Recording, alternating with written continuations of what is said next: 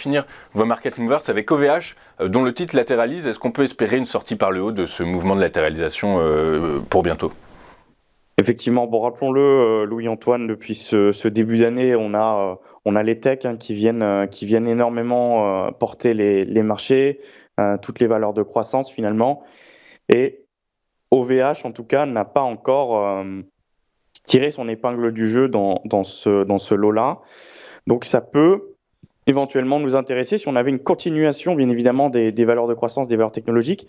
Rappelons qu'on a une résistance qui est assez importante, autour des 16 euros.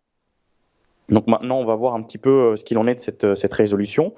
Donc finalement, voilà, on va s'inscrire dans le sillage de la continuation des techs, même si personnellement, j'y crois pas beaucoup. On le voit hier aux États-Unis, on a un marché qui est quand même assez lourd. Donc, à voir ce qu'il en est de la résolution de cette résistance. Oui, c'est ça. Bah, écoutez, on va étudier ça et regarder ça avec énormément d'intention. Effectivement, le marché de la tech américaine qui a fait plonger les indices asiatiques cette nuit, et notamment le Nikkei, les grandes valeurs technologiques nippones qui ont, dans le sillage des valeurs technologiques américaines, ont cédé du terrain. Du coup, effectivement, est-ce que c'est le moment, la tech, quelle qu'elle soit, américaine, asiatique, européenne, faut prendre un peu de recul, faut laisser passer un peu de temps, vous pensez, avant de retourner dessus?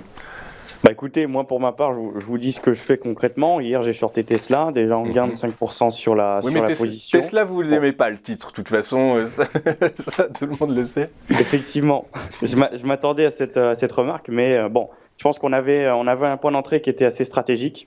Donc c'est pour ça que je me suis positionné.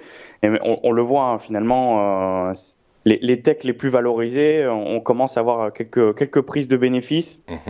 Finalement, on l'a vu hier avec les remarques de la Fed.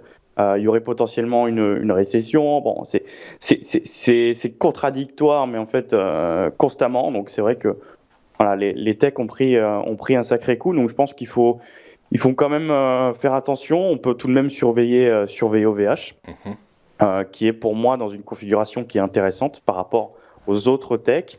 OVH n'est pas en zone de surachat. Maintenant, voilà, on sait que les titres qui ont réalisé des IPO récentes, il y a toujours un petit temps de latéralisation. Donc on va voir ce qu'il en advient.